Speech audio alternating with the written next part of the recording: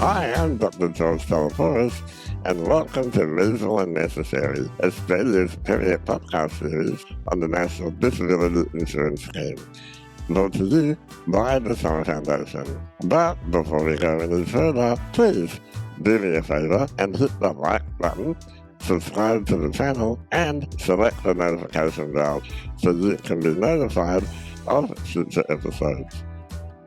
On today's show, we're joined by Bruce Bonyhady and Lisa Paul to hear about what the NDIS might look like in the future, as they give us a sneak peek into some early findings from the NDIS review.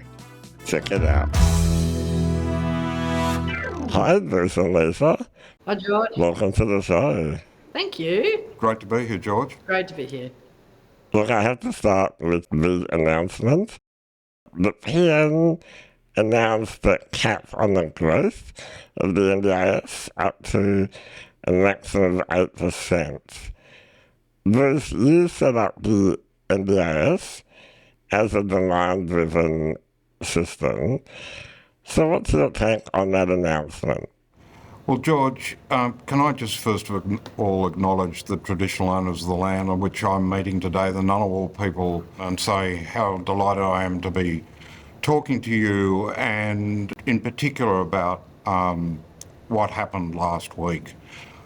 I really feel for people with disability and their families, for whom the last week's announcement came out of the blue. And as a review panel, we are deeply committed to ensuring that this scheme delivers on the vision that we all fought for a decade ago. If I just pick up a couple of points in what you've said, I think it's very important to recognise that what the Prime Minister talked about was a target. He didn't talk about a cap. And in response to your comment, this is a needs-based scheme. It's not I don't want to be too pedantic, it's not a demand-driven scheme. It's a scheme designed to provide reasonable and necessary supports. And so that's what this review that Lisa and I and the review panel have had the privilege of leading are totally focused on, to make sure that this scheme delivers on the vision. When Minister Shorten announced the review, he talked about NDIS 2.0, and what we've heard from people since we commenced the review 6 months ago is a need for a very different scheme, a quite different scheme to the one that's emerged, which hasn't aligned with what we originally thought. And at the press club a couple of weeks ago, Minister Shorten talked about the need to reboot the scheme. He talked about why we need reform, and what the review is totally focused on is, how we get that reform. How do we get the scheme that we all fought for? Obviously, it's important that the scheme is sustainable. It must be there for not just people with disability today, it's got to be there for the future. And so sustainability was always part of this review. It was always a key part of our terms of reference. But I think we need to think about sustainability as an outcome rather than as a goal in itself.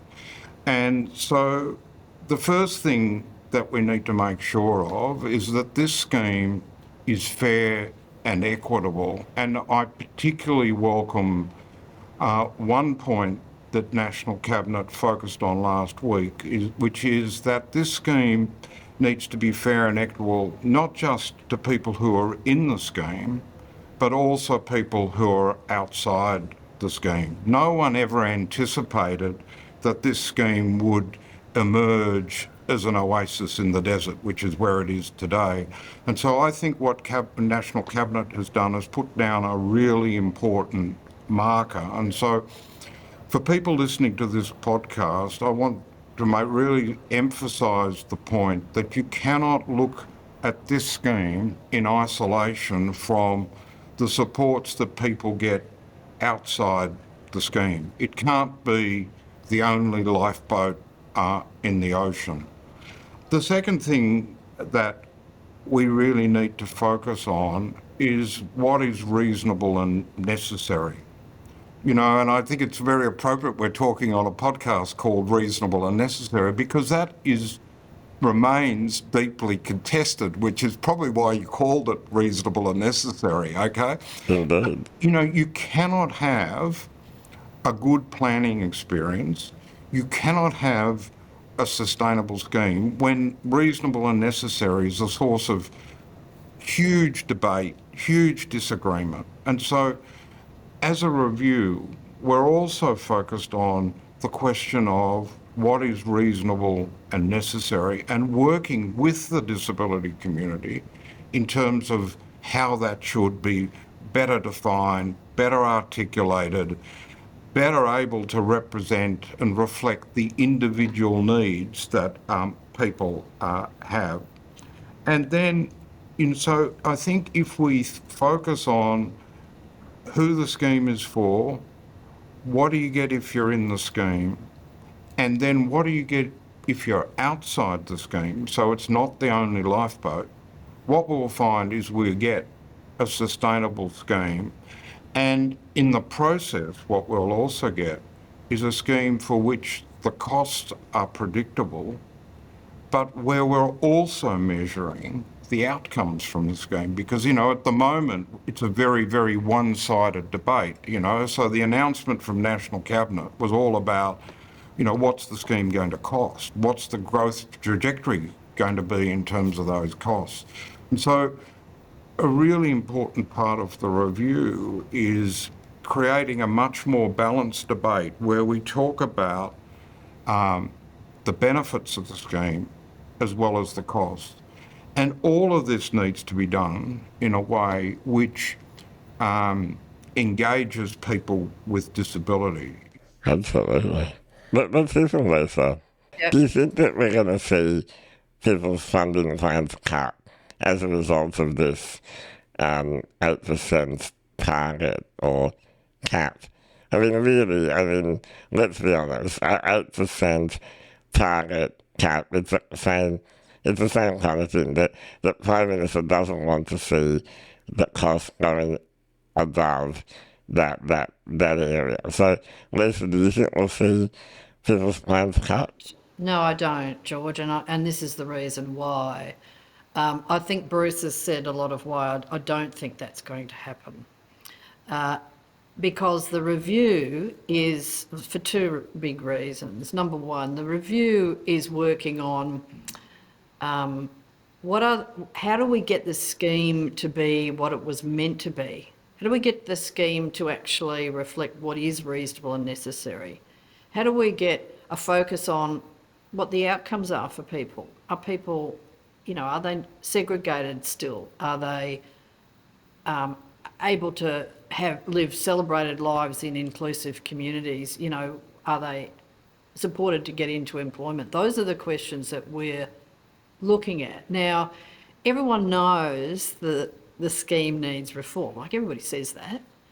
And so I think if we continue along the line that that our terms of reference give us, and we do that good work, we're going to come up with the right scheme. And it'll return to its intent. Now, the Minister very recently announced lots of initiatives to address some of the things that we're talking about. Was the NDIS review and the two of you as co-chairs involved in those recommendations? George, I think the way to think about those recommendations is that they represent a down payment on the sorts of reforms that are needed. I think all of those recommendations are, important in terms of establishing NDIS 2.0. I think what we obviously need to do is, as a review, we're thinking about what additional reforms, one of the pieces of feedback that people have given to me is, well, what's the review going to do now that, Minister Shorten has announced these 6 very important changes? And I just want to emphasise that they are really important changes. But clearly, the review is thinking about more reform than that, potentially some bigger reforms than that. And I think allied to what Minister Shorten talked about was an investment in the agency's capability. And, that's been further details of that have arisen post the National Cabinet announcement last Friday. Again, I think of these as really important. We all know that there has been insufficient investment in the capability of the agency in terms of delivering this scheme in the way that was intended.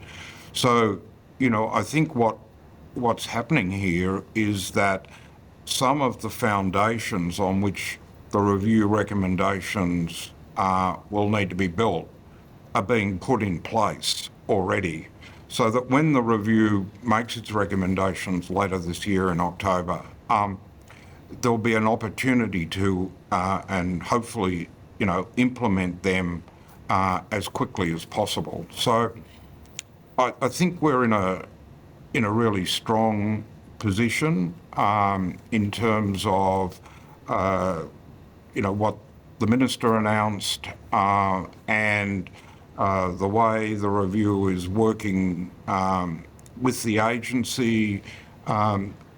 Ultimately, all of this needs to come together, not just with the agency, but the Quality and Safeguards Commission across governments, because that's what people with disability want. They want a whole of system response, and they're less concerned about who does it than whether they get the outcomes and the supports they need. Lisa? Yeah, George, I just wanted to add that thanks, Bruce, for all that. Several of the, when you look at the Minister's 6 major reform areas that he spelled out at the Press Club recently, and what I thought was a really good speech, certainly they reflect many of the themes that we're working on. So that's good, isn't it? So we feel quite chuffed about that. I was under the impression from what I read recently that you were involved in advising the minister on these reforms, and I would hope that you were involved. Otherwise, why are we paying you? There you go. So we have been working closely with the minister and with the agency, and I've got to give full tribute to Kurt Fernley and Rebecca Falkingham in the agency. I think most of these reforms have an impact mainly on the agency, and I think Bruce is right in saying they're down payments, but we were also really, really delighted to see his announcement of the expansion of the Inklings trial, which is a trial to support parents of neurodiverse kids at a really, really early age, which has been proven through random control trial to make a real difference to kids' futures and families and the families as well. So that was really good because we've spent quite a lot of time on working with people in the sector and participants in the early childhood area. So that's just one example. But if you look at things like his second theme on long-term planning, well, it was just something we found that was obvious. If people want, like he said in his speech, if people want a longer plan, then they should be able to get a longer plan. If they want a short plan, that's fine too, but there's no reason to intrude on people from the agency's perspective if they don't need that and they don't want that. All right, I want to talk now quite deeply into the key findings that you're coming up with in the review. How long has it been now? Probably close to 8 months that the review has been running, and I'm interested in what you're finding. So how about we go through a few of the key areas, and I'll start with access and planning. What are some of the key areas and findings that you've discovered so far in that area? Can I start with you, Bruce? So the participant experience is absolutely central to our terms of reference. We've received more than 700 submissions, and over 70% of them have focused on the participant pathway planning and assessment experience. So we absolutely recognise the need for that to be reformed. I think there are a number of building blocks that will go to a better experience. One is, the investment that the agency is now about to embark on in terms of its own capability. There's never been an investment in this scheme in what I would call best practice planning and assessment. There's never been an investment in multidisciplinary teams, seeing the participant in the environment in which they live, so taking account of environmental factors and really deeply trying to understand people's goals. So if we think about the International Classification of Function, which has always been central to the NDIS, it's never been operationalised in the full way in which it should have been. It's always been cut price planning, and the consequence of that is that it's not equitable, and ultimately it's not consistent with a sustainable scheme. I've always seen it as penny wise and pound foolish, and so I think clearly there's a need to have a more capable workforce. I think there's also a need to be clear about what information participants need to provide in order to support planning and assessment. Again, there's no clear guidance on all of that, and so I think there's a lot that we can do to help provide for a better participant experience. And I guess, and the other key point, of course, is that so long as who this scheme is for is deeply contested, as long as there's no supports in Tier 2, as long as reasonable and necessary is deeply contested, you're never going to have a good participant experience. You're never going to have a good access and planning experience. So I think we're trying to get, I think you can see from what I'm saying that the poor access and planning experience is actually a consequence of a number of key things. And so in this review, we're trying to focus on the cause of problems rather than the symptoms of problems. Once you've got a much more shared understanding about what's reasonable and necessary, then you don't need to have as many plan reviews as we currently do. We can also look at flexibility in plans. It was never intended to have all these different subcategories, and so the original thinking was always about having just core supports, capacity building supports, assistive technology and housing, and we've got 18 or whatever it is subcategories now. So I just think we need to think about how we simplify some of this stuff, and then what we can then do is ensure that people actually have genuine control and choice once they've got their plan. At the moment, that's all quite circumscribed by and restricted by the way the plans are structured. And I don't think that benefits anybody. So and this has also been, let me say, the feedback we're getting from people. People find the whole thing incredibly complex. And so how do we strip away some of this complexity? Because we know, quite frankly, that some of this complexity was introduced in order to actually make it more difficult for people to spend their plans.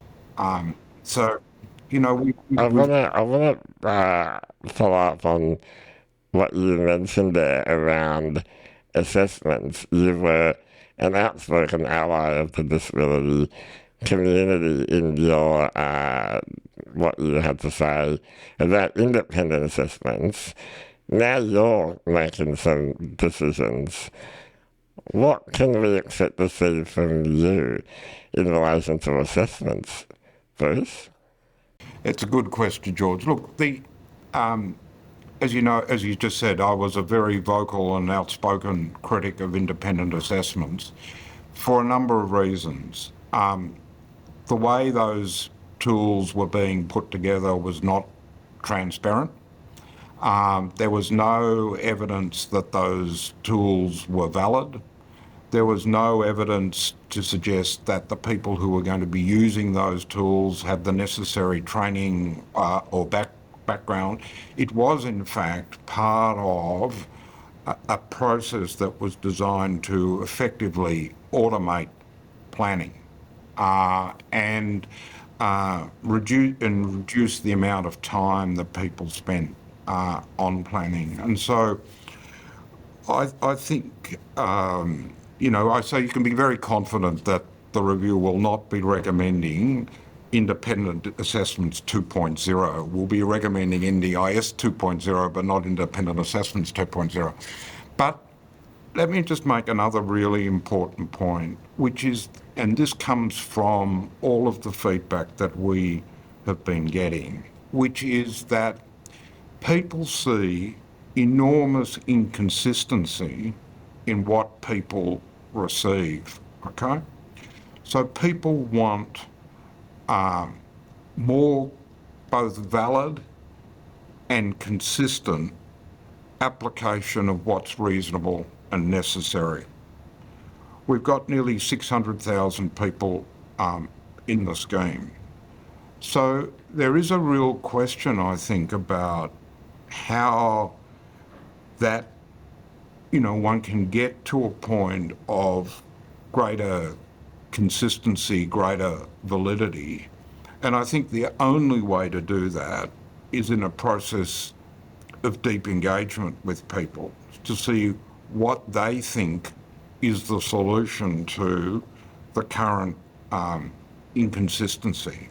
And so it's a conversation, George, about, and also recognising, the origins of this scheme, as you know, were accident compensation schemes, okay? And there are only three types of very significant disability that arise from accidents, which are spinal cord injury, acquired brain injury, and very severe burns, okay? The issues that those schemes grapple with are therefore inherently much less complicated than we're grappling with here in the NDIS. We've got people with autism, we've got people with cerebral palsy, we've got people with muscular dystrophy, we've got people who've experienced strokes at a young age, we've got young onset dementia, we've got a whole range of functional impairments that arise from these different conditions. They're often multiple conditions. So, one of the things that I think is, we didn't fully recognise a decade ago is the prevalence of mental health issues with other forms of disability. We need to think all of this through in a way that leads ultimately to something that is fair.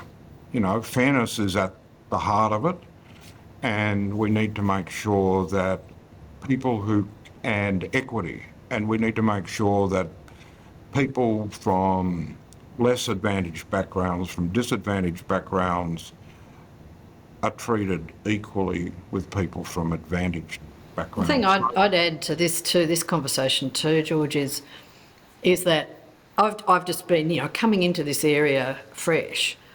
I've been gobsmacked, really, that the scheme, in the way it's been implemented, has disempowered people. It's disempowered people. They get a plan inflicted on them, as it were, rather than being shown a draft. They get a review every year when they don't need a review every year, etc. So, as well as all the directions that Bruce is saying, I would also add that everything that we need to work with participants and the people that care for them and represent them on is what should it look like, and one of the founding principles of that is how should the scheme empower people, actually actively empower people to live the life they want to live. And Absolutely. That's the sort of Speaking of early drafts, are you going to share with the community an early draft of your recommendations before they go to the Prime Minister? So, do you want me to start that, Bruce? Oh yeah, you can have a go, and then I'll. We are as one, George, so it doesn't really matter. And I always bow to Bruce, of course. Don't we always? No, it's absolutely. We're kind of at a tipping point now, George. So it's probably fair to say that 6 months in, we've heard a lot. We have heard a lot about an enormous range of difficulties with the scheme, things that are working, things that aren't working, et cetera, et cetera, et cetera. Now what we need to do is to start to come out with, okay, so what could the solutions look like? Asking what could the solutions look like? And we would love your listeners to get onto our website, ndisreview.gov.au, and if they haven't already, give us the benefit of wisdom about what should access look like, from their point of view, what should the participant experience look like, feel like, and what's the touch and feel that it should be. Anyway, that's kind of the point we're at. Bruce? Yeah. So look, George, I think what in fact, we've got a 2-day workshop we're in right now. We are thinking about some early findings, which I think will, if you like, point the direction in which the review is going to go. I mean, there are going to be some pretty obvious things, like the fact that the NDIS is an oasis in the desert, that there's an insufficient support for people who are outside the scheme. But then we're going to go on, just to build on what Lisa said, to ask people questions. Well, what do we do about this? Like, what are the practical steps? Because everyone talks about Tier 2, but what should Tier 2 look like? Does it look different for adults and for children? And if it is different, how should it be different? How does the NDIS, if we're talking children, link to the emerging early years strategy? So there are also some other big tectonic shifts that are taking place that we need to be at least cognizant of and potentially align with. So I think you'll find some early findings. But I think in terms of the final report, our aim is to come up with a series of recommendations that will not cause surprise, okay? So the engagement between now and October is really critical because, that's the way, so if you think about other reviews, they tend to work, behind closed doors, and out pops a report at the end. I think the thing that we're keen to do is to get to a point where people say, gosh, these were the big things that the review had identified. We've been involved in crafting the solutions, we've at least had the opportunity to be heard and to inject into the conversation our lived experience, our ideas, so that, what comes forward, you know, our review will be accepted by government, quite frankly, if the disability community is behind it. Yep. Absolutely. Yep. Why did we, it comes back to the NDIS. Why did we get an NDIS? Because we identified a problem, we identified a solution, we engaged government in it, they engaged us in it. There was a lot of toing and froing between when the Productivity Commission report came in and when, the scheme was implemented. And we're going to engage on those issues too. I mean, we've already started engaging with First Nations people around alternative commissioning, not just in remote communities, but more broadly around culturally appropriate services. So, it's not us doing. It's us working with people to jointly craft solutions. We're having similar engagement around early childhood. Everyone agrees that the early childhood the early childhood in the NDIS is not delivering the outcomes that people wanted, that there's best practice that's being ignored, that it's not family-centred enough. Even some of the hard issues like the 3,000 young people that are still stuck in aged care. Look, I don't think there are any hard issues that we're not going to tackle, Joy. The reality is this was always a very short period for a review of this magnitude, okay? So the way we're thinking about this is that there need to be a number of key issues where we're going to recommend big shifts. Because if you get those big shifts, you're going to be able to get the scheme aligned with back to what we all fought for a decade ago. This is we've got to get that bit right. There are some things that we can really nudge, or if you like, shove. And then there are going to be some areas where there is enormous complexity and we'll be able to make some observations, what I would call as really important observations. But in the time frame we've got, we're not going to be able to address. So I'll give you an example of the last category. The interaction between accident compensation schemes and the NDIS is not working as intended. There are gaps and there's double dipping and all sorts of things going on, okay?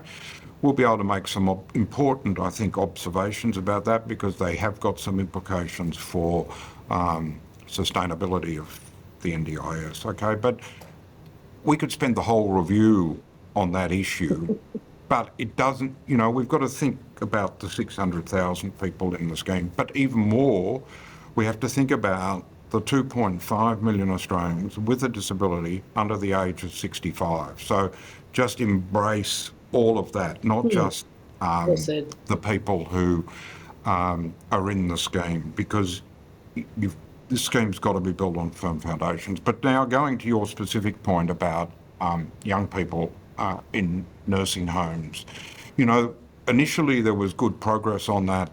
Now there's very little progress on that. We are going to have some very important observations and recommendations to make around capacity building, because I think in many cases people with disability are like all people. You can't imagine a different future when all you've experienced is a very different past. You can't imagine different housing solutions or different living arrangements if you haven't had that opportunity to experience something different. So I do think there's a very important piece of work to do around capacity building. And then there's also a very important piece of work to do around how you build alternative supply.